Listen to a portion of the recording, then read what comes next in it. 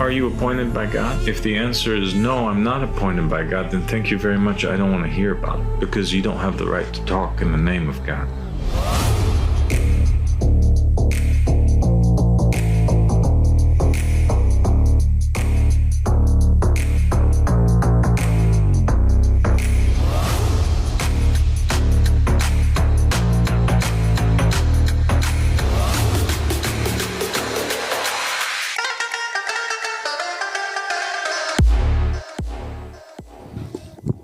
Assalamu alaikum wa rahmatullahi wa barakatuh. Hello and welcome again to another episode of Where is God Today. I'm joined by my brother Jahmeel.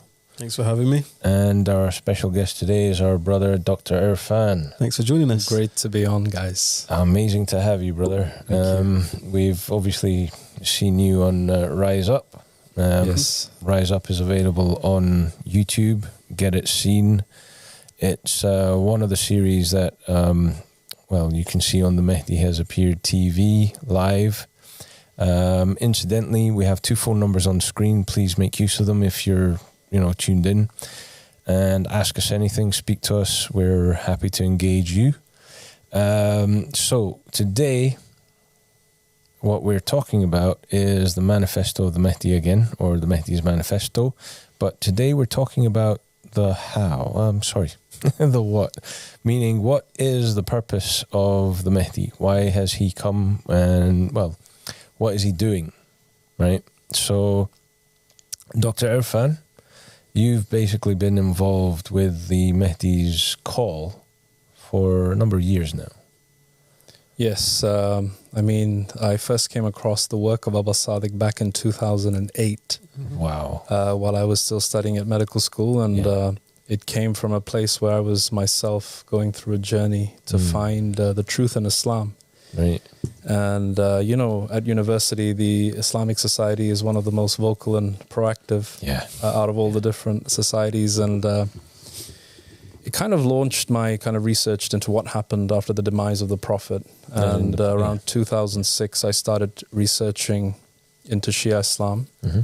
My wife is from an Iraqi background with a Shia kind of family history on her father's side. And I guess we got into some conversations at the time. We were just talking. She was in the States. And very soon it became very clear what happened after the demise of the Prophet. It wasn't just a kind of lovey-dovey relationship among the companions as they would have you believe. And very quickly it became apparent to me that the Prophet had appointed Imam Ali as a successor and no one other than him. Yeah, and there was a big power struggle basically after a big, bloody power struggle with a lot of slaughter of innocent people. And very quickly I became a Shia Muslim. And from there, anything to do with Imam Mahdi became like an obsession for me. Which is the right thing to do because... if you have any humanity in you, you'll see the truth for what it is, and you'll not accept the inhumanity of those who wanted the power. Right? Exactly. And the journey inevitably led me to the works of Abba Sadiq, who was at this time producing the series Tad's the First Semester. Yep. And that was a real eye-opener for me, and I kind of just attached myself to the train at that moment. Yeah. So anything he was doing, I was watching, commenting, engaging. Dare I say a little bit of plagiarizing. It was just such amazing material that I had my own YouTube channel and I used some of the stuff that Abba Sadiq had produced. And at the time I was making my own productions as well. This, of course, led to the groundbreaking series, The Arrivals, that was known on almost all university campuses. And Arrivals changed a lot of people's lives, man. It really was. It really did. And all over the world, people were on forums talking about it. They were making their bootlegged DVDs of it and giving them out. It was the discussion that we used to have in the dorms, over a coffee. So I think for a long time, people have been aware that the world has slowly been, the darkness has been increasing. And Abba Sadiq is somebody who... for free used to make these productions that basically was feeding people knowledge, and knowledge not just of their environment and surroundings, but of religion.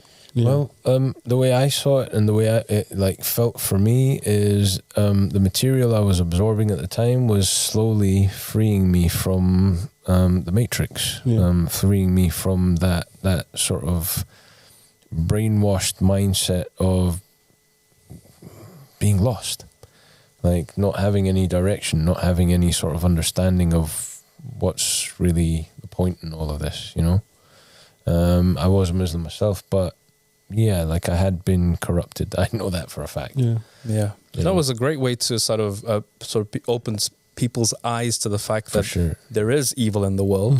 So what is the solution to evil? Well, it's in the religious texts. So let's explore that. That kind of way that Abu Sadiq set it up, it really did, it made him a cult hero on the internet in terms of people following his work as an independent thinker, as a brilliant producer of videos. And his channels got millions of views. They were taken down. He put them back up. He had a never say die attitude by any means necessary. He would get on the mic and he would do his work, and his work attracted a large following, and I was one of the first people to kind of, you know, latch on to his work, and he was an inspiration ever since.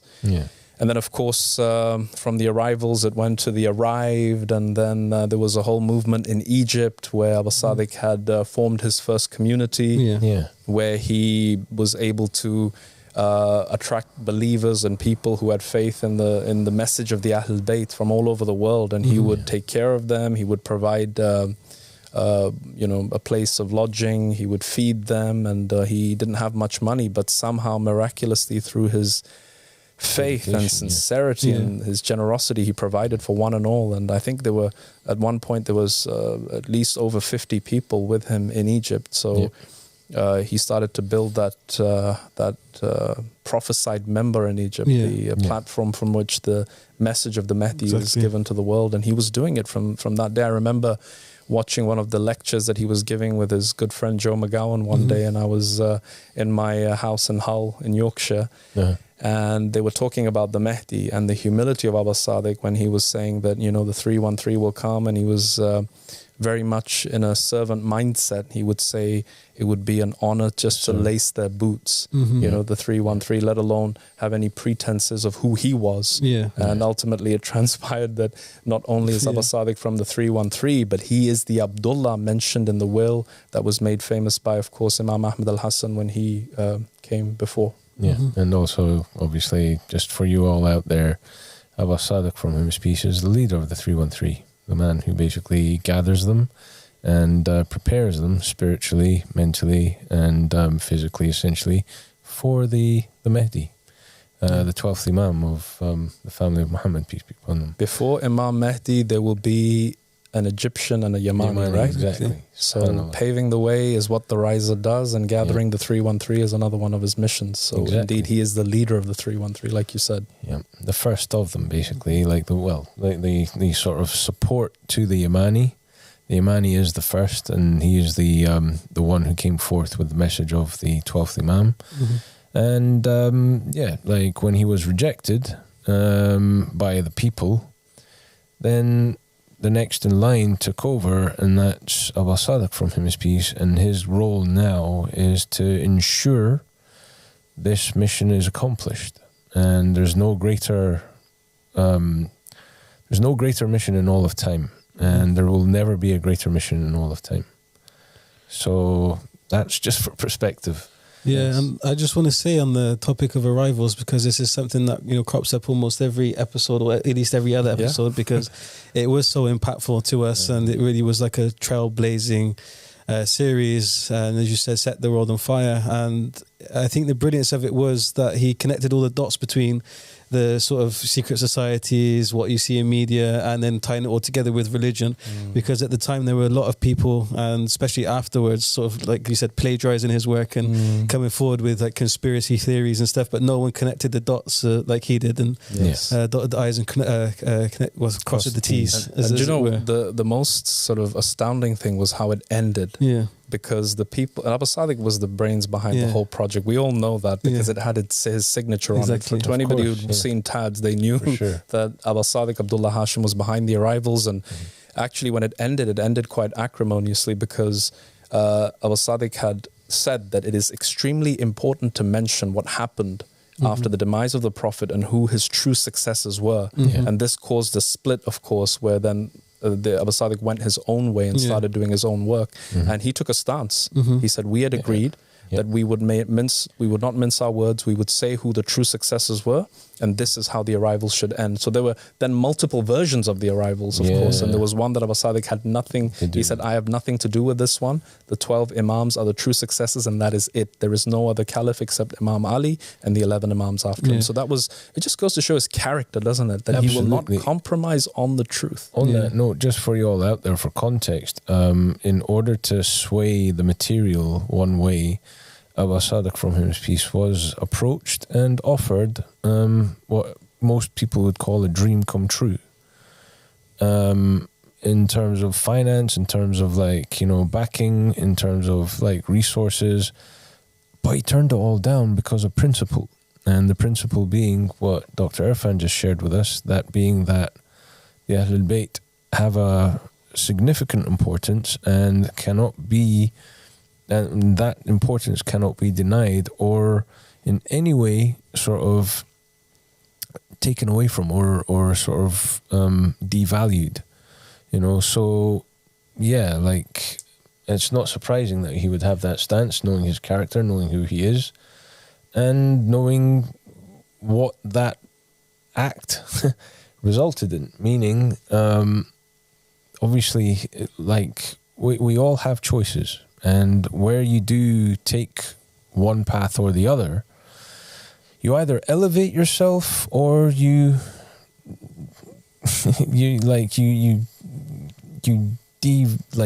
bring yourself down. You make yourself a lower kind of. You reduce your resonance. You make yourself into something lesser than you could be. Yeah. So it's not surprising, is it, that he would elevate from such a choice and would take that difficult path rather than sell out. Right? I think you said it as well, that there's no compromise and by any means necessary. These are two sentences you've said today, and I think when we reflect on what Sanad said yesterday about the Arab Spring and how he basically turned the tide and led the Egyptian revolution and stood against all these tyrants, and again he stood against, I guess, oppressors and tyrants in the ending with the rivals, and you see the same copy and pasted in his characteristics and character as a human being today. Well, we know more so, but his characteristics from then till now, he's never changed, he's never compromised, is this man of principle. And sort of picking up off where we left off yesterday, which was sort of the end of 2014 and going into 2015, on the topic of, what he's doing, what he's done, is this community that's come together. And again, there was sort of a fitna, which we'll get into in a later episode, but there was another great stance, this extreme, no compromise, just no backing down to anything. And when it came to it, he obviously disassociated himself from the white banners and raised the black banners on the day of the death of King Abdullah, which was something we mentioned yesterday, this big hadith that everyone was aware of at the time, but never, the only people to claim it were its true companions. So I just want to bring up that slide, and then we'll dissect it and get into it, because for me this was one of the biggest proofs. So we mentioned it before when we were speaking about the Saudi episode, but it's always good to just go over it again. So this is the death of King Abdullah. And it says, on the 23rd of January 2015, King Abdullah of Saudi Arabia died, thus fulfilling an important prophecy. It was narrated that the Messenger of Allah, peace be upon him, said, Hijaz will be ruled by a man whose name is the name of an animal. Fahd. Yeah. And if you see him from far, you would think he's cross-eyed. And if you come close to him, you do not see anything wrong in his eyes. He will be succeeded by a brother of his named Abdullah. Woe to our Shia from him, woe to our Shia from him, woe to our Shia from him.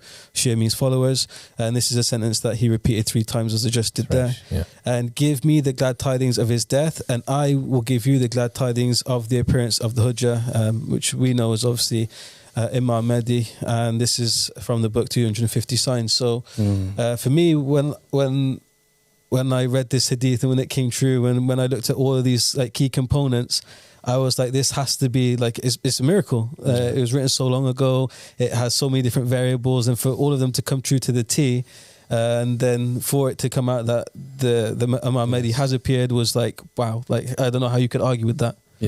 This is so true, Jahmeel, and I think that one of the main aspects of recognizing the Mahdi is the knowledge that he brings. The Qa'im in particular, is the one who distributes the 25 letters of knowledge that completes the 27 that he distributes among mankind. So that is a large part of what he does. And this hadith, by the way, the member of Egypt and Abu Sadiq and his companions were publishing a long, long time ago.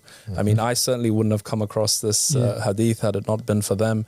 And once you verify that it is there in the seminaries of the Shia clerics, they know this hadith. There was talk about it in the Middle East. And actually there were people in countries like Lebanon and Iraq who were waiting for the death of King Abdullah.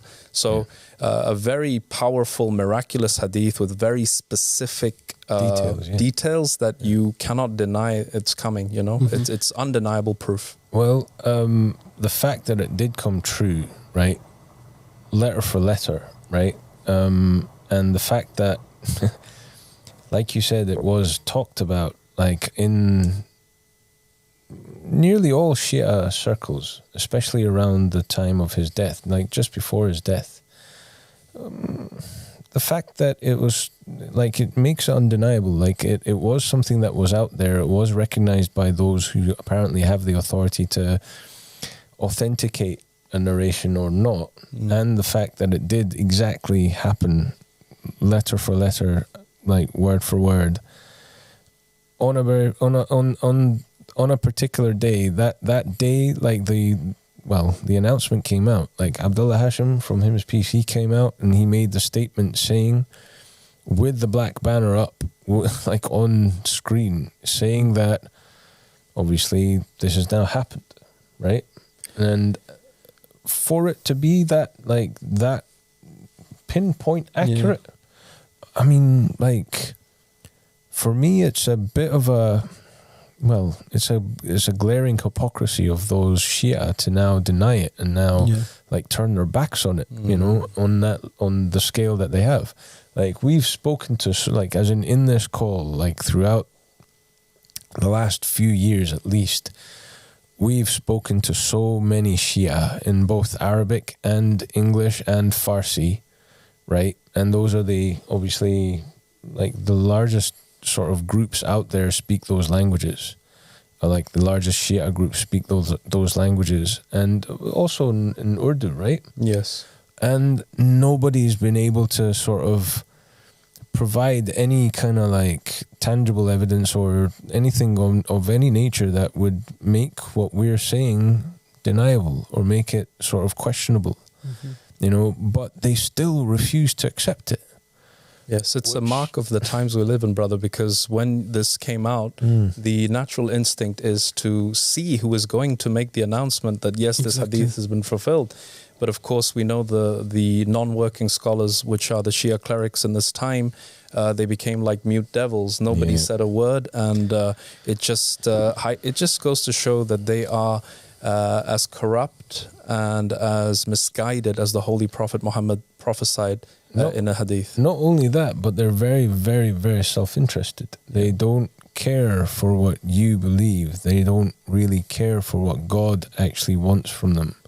All they really care about is the fact that they have the power over you out there to make you support them, to make you, you know, do as they say. Whether it's a fatwa here or it's you know, like what's the word? A campaign to raise funds for whatever. Like, they really don't have any sort of conscience. They really don't. Like, you know, it's very obvious, and we've said it before, actions speak louder than words. You know, but from that point, obviously the black banner was raised, right? And that black banner was raised, and no other human being on earth has raised that black banner. And no other human being has made that black banner mean so much, and no other person has used that black banner to symbolize so much. Whether it's the humanity first, whether it's the supremacy of God, whether it's the gathering of the 313, you name it. Like, whether it's the representation of the Imam, the 12th Imam, like, there's no other banner that's truthful on this level. Like, it emanates truth on every level, and it's depressing that it's denied so much. Yeah. Like whether it's the Shia or the Sunnah, and obviously this is addressing them specifically, right? Yes. It certainly is, and this hadith is just a doorway into the major proof that Abu Sadiq came with, which is the will of the Prophet Muhammad. There are lots of people who comment and say, "Oh, you guys use this hadith, and this is not a strong hadith, and we never heard of this hadith before." Well, now they haven't heard of it, but before they had heard of it. But there are other proofs that Abu Sadiq came with, of course, undeniable knowledge that had been covered up for so long, and to put all the pieces buried together and present it in a book which is in front of us, The Goal of the Wise, one of the greatest book ever written. It's a proof upon proof upon proof. All of you out there, we've told you several times, we say it nearly in every episode, get your hands on this book. It's the one book that in the last 25 years at least, right? The one book that will make the biggest difference to your life, your understanding, you name it. We have a QR code on screen. The book's available in probably about 12 or 13 languages by now.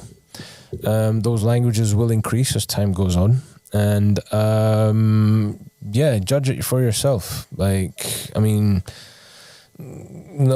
don't want to judge it for you. I don't want to keep telling you it's amazing. I want you to judge it for yourself. I want you to call us and give us your opinion yourself.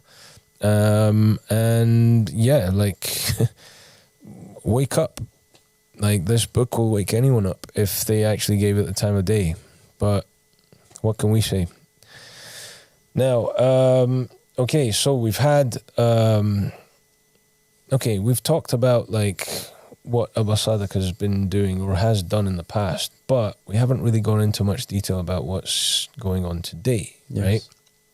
You're heavily involved in the activities of Abu Sadiq, from him his peace, on an official capacity. We're in the UK, and the Ahmadi religion of peace and light is headquartered here. And tell us about your involvement.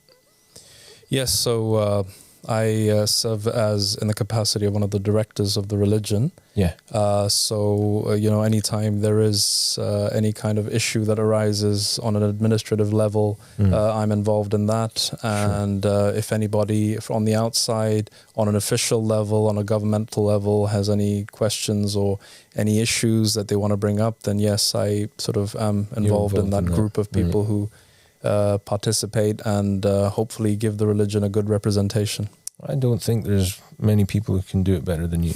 Thank you. So God bless you, man. But in terms of that, officiating, as in making the religion more well known, what have you seen develop over, since you first got directly involved in the community to what you've seen today?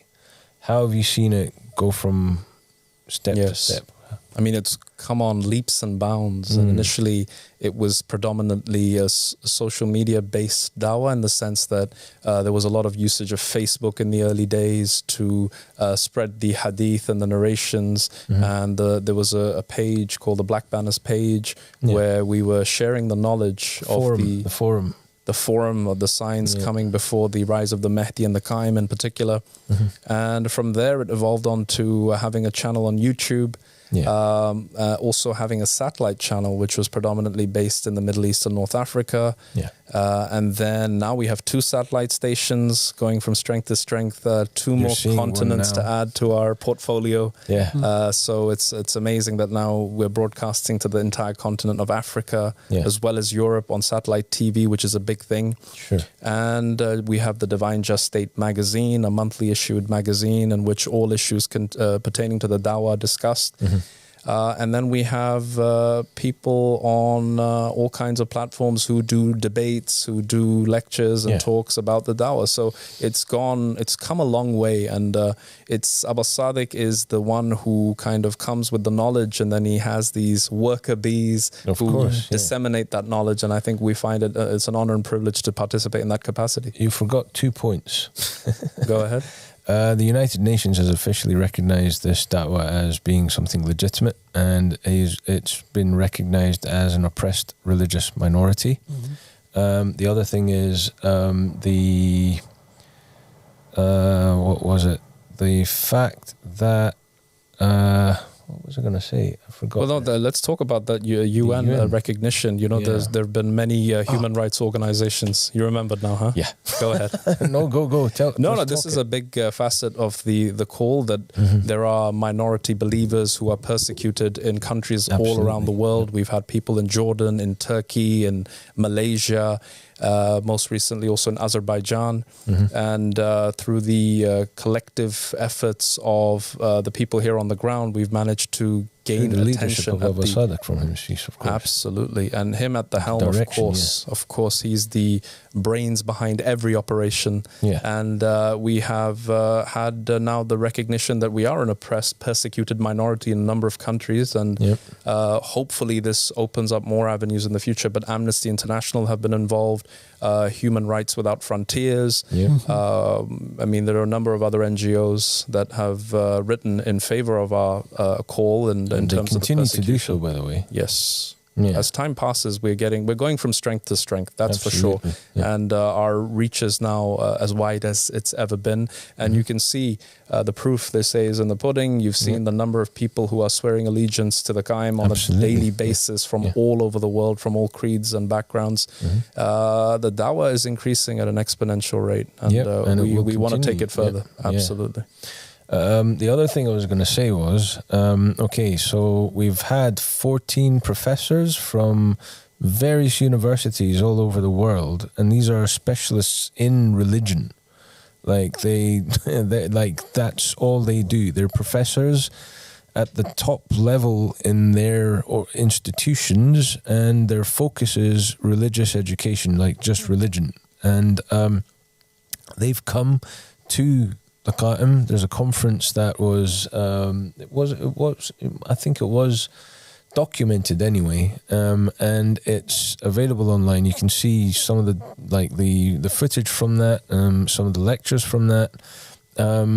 They officially recognized it as a legitimate religion.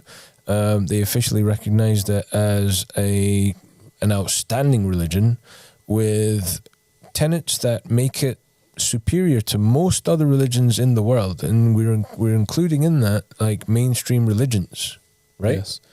In the world of academia, obviously, the scholars of religion that came here, they stated that we have one of the most comprehensive theologies of any religion, and a very clearly kind of highlighted way that we arrive to our religion. Absolutely. In terms of the continuation of the covenants, which is of course detailed in the book. So it was good to get recognition in that way as well. And again, this was something that was another kind of landmark achievement for our call, which has been now going on since 2015. So this is all recent happenings. Yeah. So in the last 9 years, a lot has gone on, a lot has changed, a lot has developed. But you, when did you got involved with the da'wah was it in Sweden? No, I came in Germany. That's when I first met Dr Irfan, and it's just something that I actually wanted to mention as well, because we've been speaking just right now about how, you know, under the leadership, the spread of the call and the social media and our presence sort of on a media basis has, as you said, grown exponentially and exploded. But what we've also seen in the same period is how Abu Sadiq, and, you know, following his leadership, how we've managed to navigate the arc and his community from the time he raised the black banner and fulfilled that prophecy and paved the way for Mahdi, and brought his community over from Egypt to Germany to Sweden, and Sweden to now here, where we have, you know, a headquarters, and we're a recognized charity, and all of these other events that have just taken place, which we've just spoke about. And for me personally, seeing it happen and being part of it from Germany is something that I think is one of our biggest miracles as well, because you mentioned it earlier, you know, back in the day when, before Abu Sadiq had sort of the community he had around him now and the different resources, he still was managing to keep a community of 50 plus members in a country like Egypt with no real means of funding funding as other than relying on God. And I think that is something that is basically miraculous, one, but also something that hasn't changed. Again, like he's never changed. He's never changed in his principle or his relationship with God and his reliance upon God, because even to this day, the same thing is happening. We have different avenues of funding, and we're self-sufficient and self-funded, and we don't depend on any sort of government. We don't depend on any sort of outside help.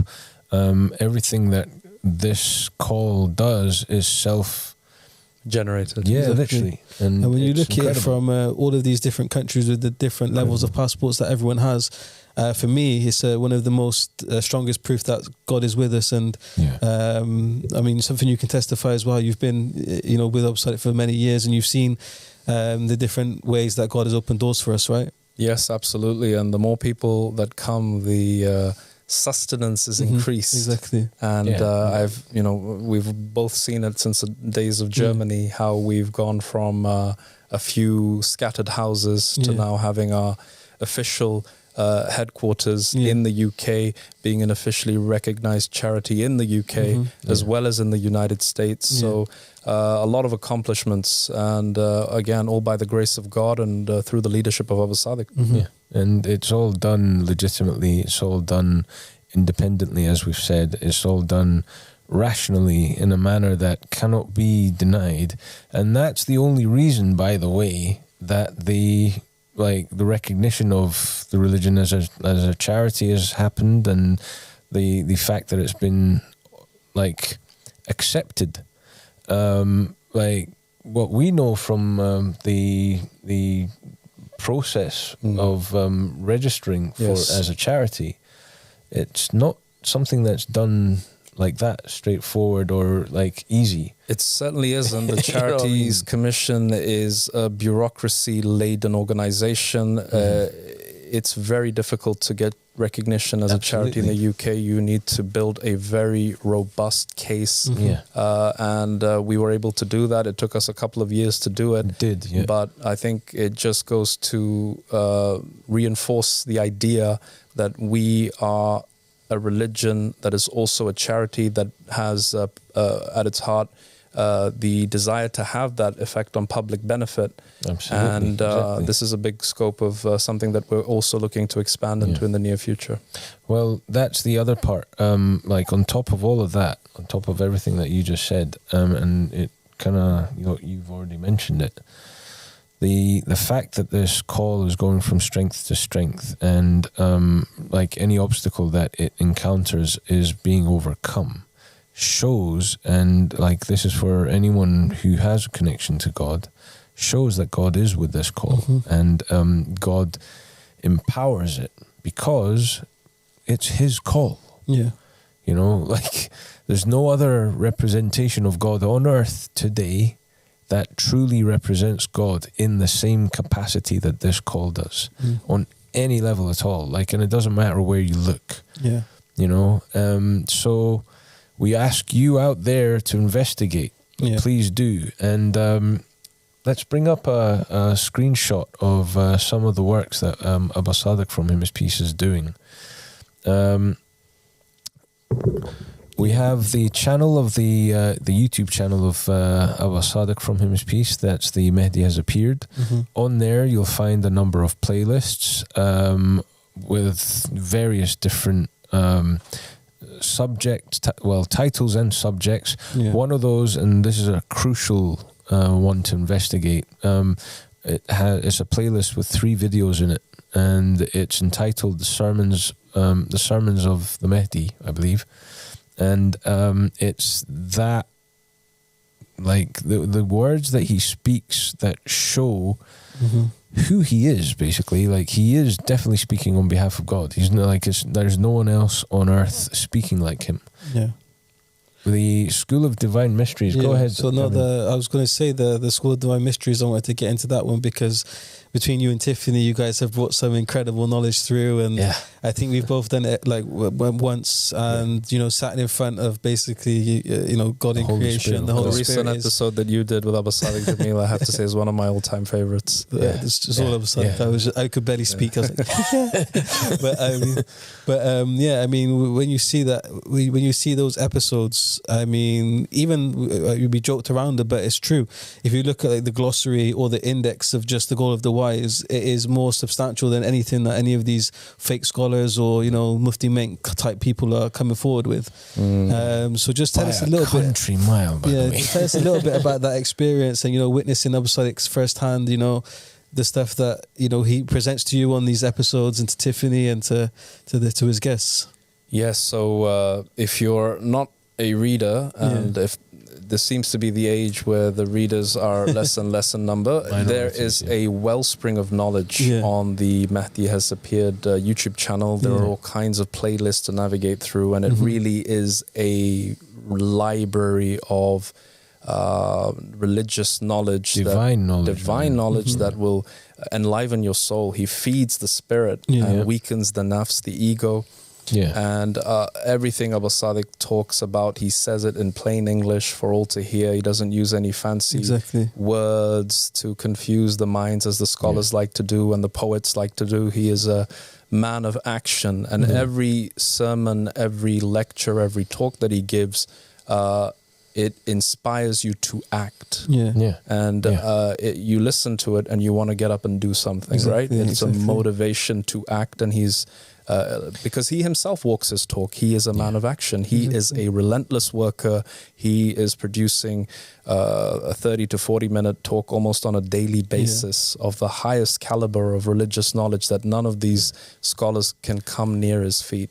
Well, I was going to say about the School of Divine Mysteries, right? It's in the title, it's in the name. Like, there are so many mysteries from religion, from like theology generally, that literally over centuries people have been baffled about. They've theorized on, they've tried to explain in one way or another, but this is the very first time that it's actually made sense how it was, like, the mystery was unraveled, how it was explained, how it was sort of clarified, right? You walk away, literally, at the very least, if you're not a person of action, you walk away thinking, okay, now I understand that topic, whatever it is better. It just re-emphasizes the importance and the need to have a proof of God in every time, because they are the ones who can truly interpret the meanings of the verses of the Quran and the Bible and any religious scripture for that matter. So Abu Sadiq is somebody who is uniquely gifted in his ability to find these mystical ayahs that we've all read before, but we never glazed over us the first time we read it.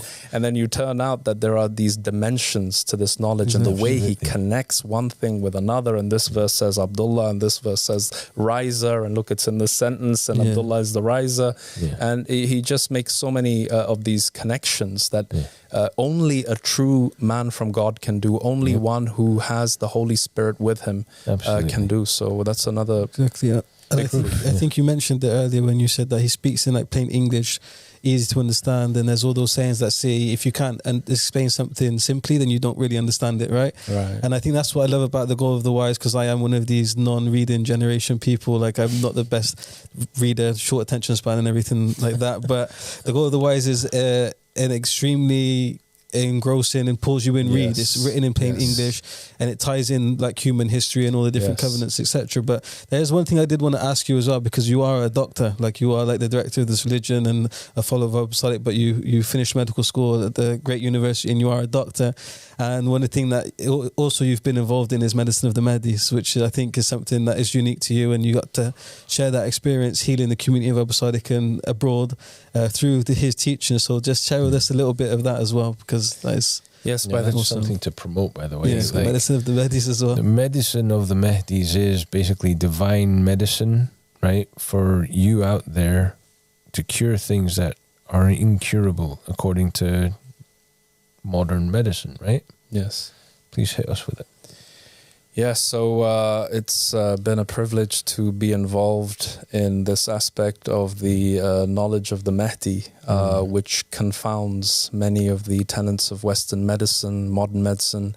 Yeah. And Abba Sadiq has really, in the same vein as the prophets and the messengers, one of the main things that they were known for is miraculous healings. Mm-hmm. Yep. And actually this morning we spoke about the healing of Sister Shaheen from her quintuple bypass operation and having a less than 5% chance of survival. Quintuple is 5, right? Exactly. 5 arteries being blocked completely, which is almost a death sentence. Yeah. Certain death in like most Western hospitals. Exactly. Right? And from the extreme level on the one side to this, to other chronic diseases that are progressive in nature and usually can also become systemic, meaning they affect not just one part of the body, but many parts of the body, like psoriasis.